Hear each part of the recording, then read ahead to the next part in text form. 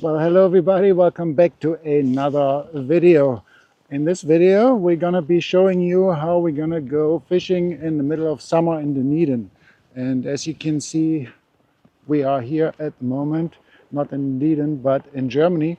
But what I noticed is that the weather in winter here in Germany is almost the same as the weather in summer in Dunedin.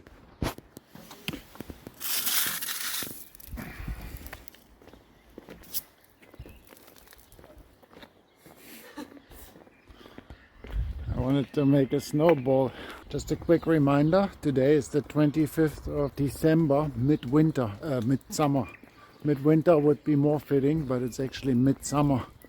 If you've been following our channel, you know that we had to quickly hurry to go to Germany to visit my dad, who is in hospice now. So we had to leave New Zealand. But before we left, we made quite a bit of content still around the south of New Zealand, around Dunedin and Southland, where we wanted to spend this summer to do a little bit of camping and fishing. In today's video, we're going to show you a little bit of a different type of fishing. We're going to go and collect a few crabs because the fishing's been really crap down there when we were still there. What are you doing? Asian is not handling the cold too well here. She's always telling me how frozen it is. But actually it's quite beautiful. You know what? I haven't seen snow for 20 years like this. I've been up in the mountains in New Zealand, you know, I've done a bit of snowboarding there a couple of years back. But snow like this and this freezing temperature, I haven't had that for 20 years. Because we're full-time travelers and we've been trying to chase the summer, more or less, or like go to the warmer areas during winter. So this kind of -10-degree cold where your hands freeze and everything when you go outside, I haven't had that for quite a while. And it's quite, it's quite a little bit different. The Germans also use pool bags, no? In Ibosha, true. Pool bags in the park. I'm from a village here, and this behind me here is the park of the village where we're walking around here at the moment. This is an old ruin here from an old kind of castle that used to be in this village. This is where the royals used to live. There was like a tower and things like that. Now it's just a ruin. When I was a kid, on a day like today in winter, this place would be full with kids and everyone would be using their sledges to go down this little hill. It's not big, but it was very popular. But you don't see any kids around these days for some reason. Only the crazy Koreans playing in the snow. Maybe people are too scared now that someone will kidnap their kids and they won't let them out. Or all the kids are just playing PlayStation.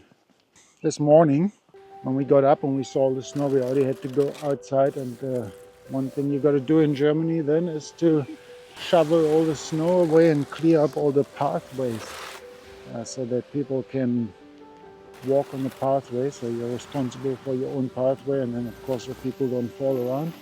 So we've been doing that this morning already, clearing all the snow, brooming it, pushing it around. And yeah, that's one thing that I forgot 20 years living in New Zealand, things you have to deal with here in winter.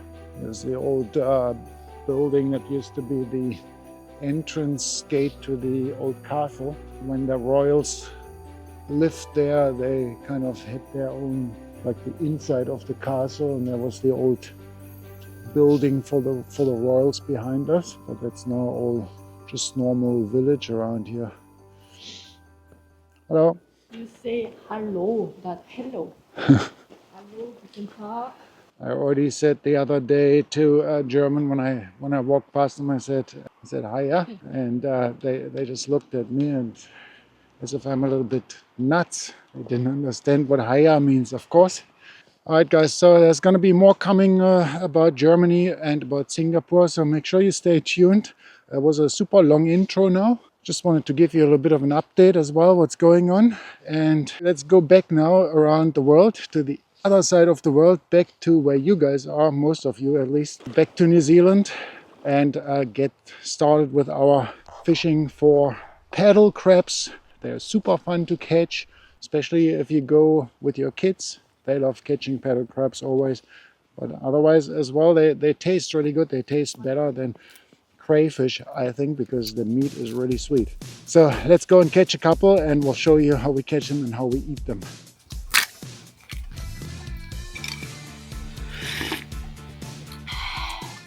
The night before, we went out to the estuary to collect some paddle crabs for bait. But since we caught a few good-sized ones, we decided to come back and get us some more crabs for a feed. Guys, there are heaps of paddle crabs on the ground there. Fishing has been really crap down here in the south so far, and that's why we're gonna go and catch a couple today. This is a crab net we're gonna use. I bought this one from the Asian market. This is originally for catching eel. In Korea, the eels are much smaller than here. Catching eel or little fish on the stream and river. So, but we can use that for catching crabs.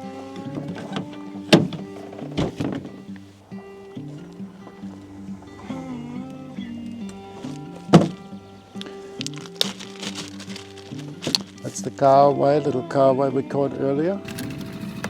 This is gonna be our crab bait I tonight. think that's a nice bait for the crab, especially nice and fresh, but actually theoretically you can use any bait. Salted bait works just as good. Okay, get all the blood here nicely and the stuff from the head. And then we're gonna put that in this little bag here. Stuff it in here, and that's all we need. I usually use a cable tie it up a little bit. I also don't want that to hang here on the top on one side of the net. I want that to be sort of a little bit in the middle of the net, like so. So the crabs can come in here and then they will sort of eat that. Otherwise they don't find the entrance. They will just sit around here on the outside and will try to eat that from here. We need the rope so that the net's not going to drift away with the current. So I'm wearing my waders so that I can go out a little bit deeper without freezing to death, because we're in the deep south and it's very cold. And then I can maybe also hand pick a couple of those bigger ones, which is always quite good, because when you use the net, you get lots of small crabs in there. That's can get that a little bit further out into the deeper water, and hopefully this will give us better chances. I have diving gloves somewhere too, which I can't find, but I can use these ones here. Nice gardening gloves, they're pretty strong and the pinchers won't really get through there unless it's a real monster crab. Here's our Insta360 with a waterproof casing. So we'll see if we can get a few underwater. Look at this weather, it's like about to rain any minute. It's not the nicest weather. When you go crabbing, you gotta work with the tides. Crabs are active during the evenings mostly, when after the sunset, when it gets dark, then they become active. During the day, not so much. It's going to be an incoming tide in the evening. So that's what we're having now. There's always only like a short time window each month where you have this condition, an incoming tide combined with the evening and the sunset, or like a real dark overcast sky like today. So let's go and see what we can find here. This here is obviously a river mouth. Often you find them on shallow tidal sand beaches as well. So I'm trying, before I actually put the net in, I'm just trying to have a look if I can see some wandering around already. If they're there, then you will just you usually see them because they wander around on the ground. That's where you want to drop the net. So I can't see any right now. So we just move a little bit further until we can find them. Maybe we'll drop that pot in here and we'll wait a little while if some come. I know they're further up on the river, but I thought the bigger ones might be closer to the entrance. First we need to find a rock. I will put this rock into the crab pot and this will hold it down, preventing it from drifting back with the incoming tide now. If there are any crabs, they should show up fairly quickly because of the smell from our bait in there. My feeling now is that the sand might be too tightly packed. They need kind of soft sand because for protection they dig themselves backwards into the sand. Their back legs are shovels on those paddle crabs and they can really fast dig themselves in and only have the pinchers stick out a little bit so you don't see them anymore. Or prey like brick sharks, don't see them. I see one coming. Oh, there's a whole bunch of them coming. they're on their way to the bait now, so we're gonna have a look. I'm looking for all the baddies all over the world. Ladies. They're finding their way around there. If I'm standing too close, they might get a little bit scared. But they're all running around there. Unfortunately, I haven't seen a real big one yet. So hopefully, the goal for today is to catch an edible one, right? Real bad on the prowl. Heard you was next, but I'm up now. Yeah, I'm shining like bling blow. And I see a couple haters in the crowd. Yeah, drip, drip, drop, I'm juicy. Don't really care what you say. And we all on Ducey. It's your birthday, girl, go crazy. Now make it clap and get low. Yeah, now back it up a little more. Yeah, now bring it up slow. You need a stage the way you putting on the show. Now grab your bestie by the hand and let her know she bad. Say grab a baddie by the hand and let her know she Okay, let's have a look then what we got in there. Alright, we got a lot of crabs that found their way in there already, but unfortunately they're all very small only, so none of them is an edible size. They're playing dead when you grab them here. When they lie on their back, then they play dead here, look. Once you turn them around, then they're like sort of back alive. You wanna bite? Well, this guy doesn't move anymore. It's going in.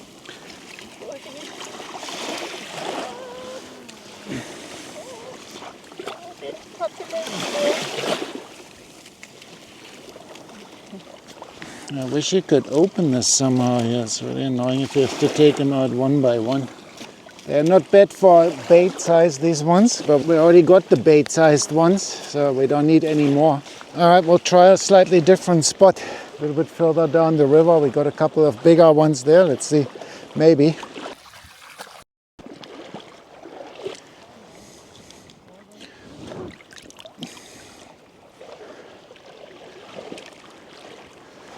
Alright, we'll try here, a little bit further up. Oh, there's one coming, a big one already. There's a bigger one here. Goes straight there. Yeah, that was fast. That was a nice big one. Let's hope there are a couple more big ones coming. It must have been sitting right here in the... Big one must have been sitting right here in the sand.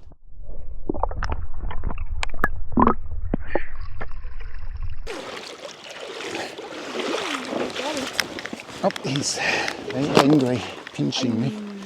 That's not a bad size, that one. It's not like huge, but edible size.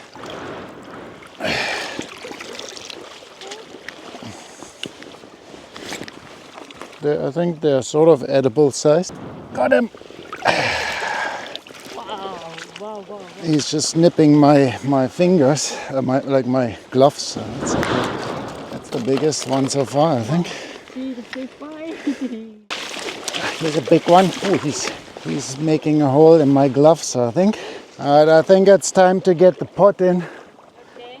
So the bucket here and our pot is full too, so I think we have enough. It's easy to overdo it, get into a bit of a blood rush there.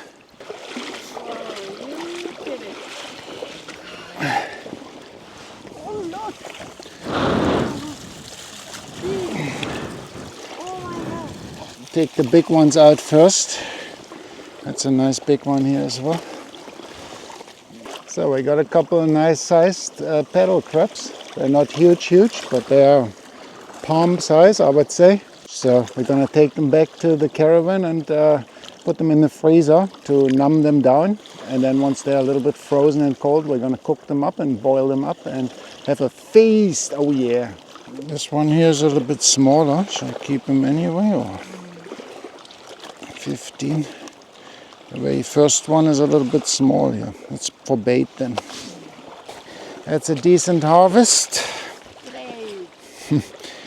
Now they're not gonna make a whole meal, but they're very good for a starter. My glove is now, this is the glove I use for caravanning. It's very wet now. It's gonna take a little while for that to dry in this constant rain. The next time I think what is better is to take a mask and a snorkel and just take some big piece of bait. If we could only catch a nice big carway, stake that in the ground, the frame, a whole carway frame, and then just go with a mask and a snorkel maybe, or just a mask and a wetsuit, and then just pick out all the big ones, because I've seen some big ones, bigger ones that we had here, and I couldn't grab them. Now that it's dark, they all seem to be coming out, especially the bigger ones. But that's for another time. For now we have enough, and most of them are actually very, very good size. I'm very happy with our catch today. Let's go and prepare ourselves some crabs with chef crab number 1.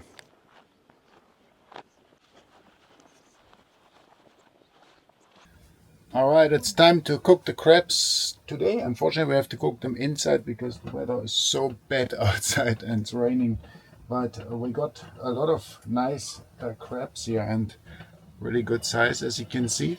When we put them in Haitian's hands, they look a lot bigger even.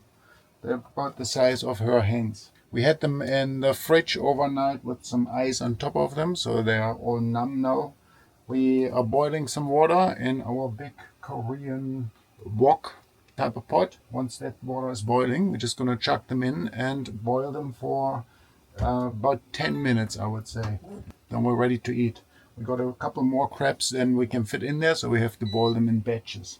Haitian also made a bit of fried rice as a side dish. These will be our entree, so to say, those crabs. Let's cook them up and give them a good taste test. Set timer to 10 minutes. I've set a timer for 10 minutes. It will go off at 2:53 p.m. Great. In order to eat this sweet crab, you only need your fingers. And maybe a plate as well. Yeah, plate.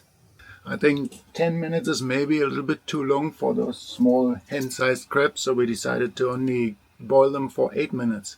Let's see how that goes. If they're overcooked, that's probably not too good either. Now we have to add a little bit more water to our pot and add the next batch. I think the next batch we'll try to cook a few more at once, and the top ones there we'll just have to steam them. Otherwise it's going to take us all day to cook all these crabs. Let's try one. Oh yeah. Let's pick this one first here. Nice crab. And see how we can break this one apart. So have to see if we get the body out.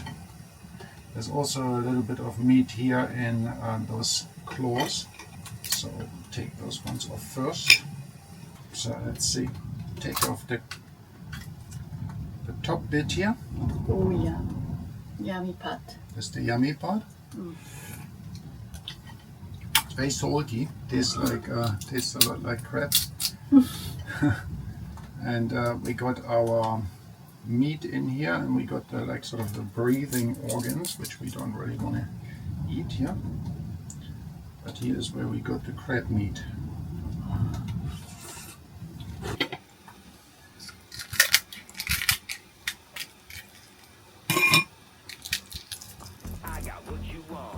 It's a little bit messy, but it's really tasty. It tastes very sweet, guys. It tastes much sweeter than crayfish, for example. From those legs, there's also a little bit of meat in here, in those claws, and it comes out fairly easy. And there's actually quite a bit of meat in the legs as well. Almost more meat than in the body. They're easy to open up like that, and then you can just squeeze the meat out and give it a bit of a suck. It's a lot of work. It takes probably all afternoon to eat all these crabs here. But it's worth it. And at the end, we still have to eat the rice to get ourselves full. But it's a really, really nice activity actually to eat crabs. There's like this kind of crab mustard in there that Haitian probably likes to eat. Have you eaten that? I eat them all. And how was that? So good. Nice and buttery. I can just go like that.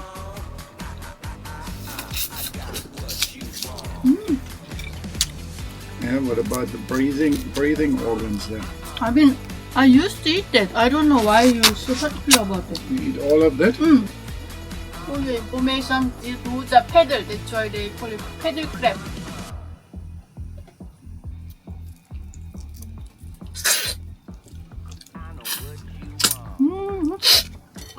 If they were any smaller than these crabs here, probably wouldn't be worth keeping them.